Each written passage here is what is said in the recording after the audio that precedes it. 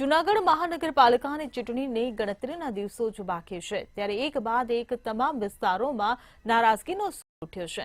શહેરમાં 1500 કરોડના વિકાસ કામો કર્યાનો સત્તાધીશોએ દાવો કર્યો હતો, પરંતુ ચૂંટણી જાહેરની સાથે જ મતદાન બહિષ્કાર અને પૂર્વ સત્તાધીશો સામેની નારાજગી જોવા મળી રહી છે।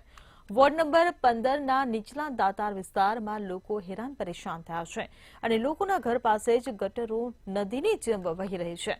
સતત ઉભરાતી ગટરોથી દુર્ગંધ અને રોગચાળો વકર્યો છે। અનેકવાર મહાનગરપાલિકામાં અને પૂર્વ કોર્પોરેટરોની રજૂઆત કરવા છતાં પણ કોઈ જ કામ થયા નથી, જેને લઈને મહિલાઓએ વિસ્તારમાં કામગીરી નહીં થાય તો મતદાન બહિષ્કારની ચીમકી આપી છે। જૂનાગઢ મહાનગરપાલિકાની ચૂંટણીના પડઘમ વાગી ચૂક્યા છે અને તમામ વિસ્તારમાં તમામ પક્ષો દ્વારા છે તે પ્રચાર શરૂ કરી દેવામાં આવ્યો છે, પરંતુ લોકોમાં નારાજગી છે તે જોવા મળી રહી છે। આજે આપણે આવ્યા છે વોર્ડ નંબર 15 કે જે દાતા રોડ વિસ્તાર છે। આ વિસ્તારની પહેલા સ્થિતિ બતાડવાનો પ્રયાસ કરીશ કે આપ જુઓ છો કે ઘરની પાસે જ આ ગટરના જે પાણી છે તે જોવા મળી રહ્યા છે। એક બાજુ સ્વચ્છ ગુજરાત અને સ્વસ્થ ગુજરાતની વાત કરવામાં આવે છે, પરંતુ ગંદકીની અંદર લોકો કઈ રીતના રહેતા હશે તે અન્ય દ્રશ્ય જે ઘર પાસે જે ખુલ્લી ગટરો છે તે પણ બતાડવાનો પ્રયત્ન કરીશ કે કઈ રીતની સ્થિતિ અહીંયા છે। આપણે સ્થાનિક લોકો સાથે પણ વાત કરવાનો પ્રયાસ કરીશું કે કેટલા સમયથી તે આ મુશ્કેલીનો સામનો કરી રહ્યા છે। આપણી સાથે આ વિસ્તારની સ્થાનિક મહિલાઓ છે। બેન, તમારું નામ?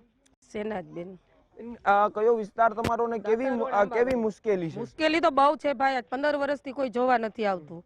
ઘરમાં ખાટલા છે, મચ્છર, 5 વર્ષ થઈ ગયા, ગટરો ખુલ્લી છે, કોઈ જાતની અહીંયા ન્યાય મળતો જ નથી કોઈને। કોઈ જોવા મરવા માટે અમે બધા છીએ એમ સમજી લ્યો। ઘરે ઘરે ખાટલા છે, તમે કહો તો બતાવી દઉં। નગરપાલિકા વાળા કોઈ ફરિયાદ કરતાય નથી આવતા કે નથી જોતા। આવે છે તો જરાક સાવડો જેવો મારીને હમણાં જોઈ લે આવ્યા હતા, બધી હાલત જોઈ લ્યો તમે। આપણી સાથે અન્ય મહિલાઓ છે, આપણે તેમની સાથે વાત કરશું। બેન, 5 વર્ષ પૂરા થયા છે, હવે પછી ચૂંટણી થઈ રહી છે પાછી।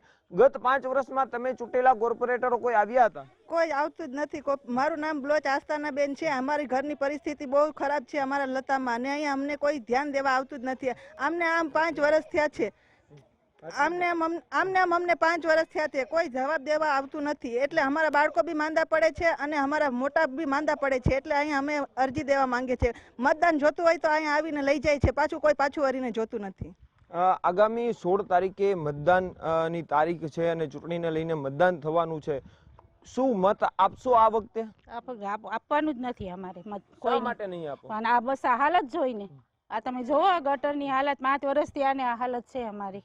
અમારા બચ્ચા બીમાર છે, જોઈ જાવ ખાટલા ઘરમાં। તો આ જે રીતે ચૂંટણીઓ જાહેર થઈ છે ને બાદમાં એક બાદ એક તમામ વિસ્તારની અંદર રોષ જોવા મળી રહ્યો છે। આ દ્રશ્યો ઉપરથી જ ખબર પડી રહી છે કે કઈ રીતની સ્થિતિ આ વિસ્તારની છે। આપણી સાથે અન્ય મહિલાઓ છે, આપણે તેમની સાથે વાત કરશું। કેટલા વર્ષથી આ સમસ્યા છે? બેન, કેટલા વર્ષથી તમે અહીંયા રહ્યો છો? મારું જન્મ થયું ને ત્યારથી ઓછું હતું, પણ અત્યારે તો બહુ જ પરિસ્થિતિ હાલત ખરાબ છે। બરાબર છે, બચ્ચા મોટા અમારા નમાજ પડવા જતા હોય, બરાબર। એટલે આ 5 વર્ષથી તો કન્ટિન્યુઅર આ જ પોઝિશન છે, બરાબર। કોઈ ધ્યાન દેતું જ નથી, અને હવે ચૂંટણી આવે એના પહેલા અમારું કામ થઈ જશે, પછી જ અમે બધા દાતાર રોડ વાળા ચૂંટણીની મત આપશું। તો ખાસ કરીને આ જે દાતાર વિસ્તાર છે કે જ્યાં અનેક સમસ્યાઓનો લોકો સામનો કરી રહ્યા છે ને આ જે 15 નંબર છે ત્યાં આ ભાજપના 4 કોર્પોરેટરો ચૂંટાયા હતા, પરંતુ કોઈએ જ અહીંયા સમસ્યાને લઈને ધ્યાન નથી દીધું, જેને લઈને લોકો પારાવાર મુશ્કેલીનો સામનો કરી રહ્યા છે। અમર બખાઈ, મંતવ્ય ન્યૂઝ,